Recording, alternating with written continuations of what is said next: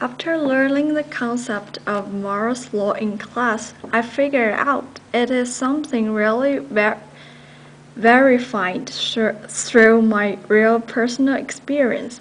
It relates to my daily life rather than some IT stuff or areas that I would never step into.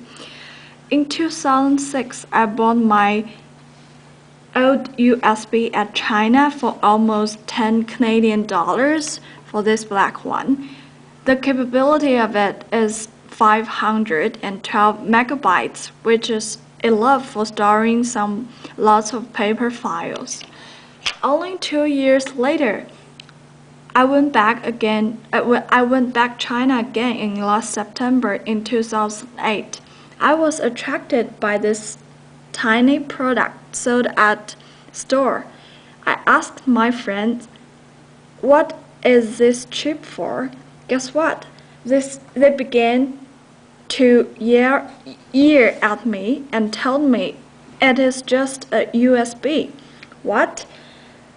But how come it is that flimsy? Well, that's technology, my friend repeated. It is just USB. Then I was thinking like, is it compatible for my personal computer? My friend said, it is just USB. You can use like your older one. Then I asked the salesperson to check out the price. Guess what? It is almost the same price, 10 Canadian dollars for a more fashion USB, and the capability is already increased up to 2 gigabytes.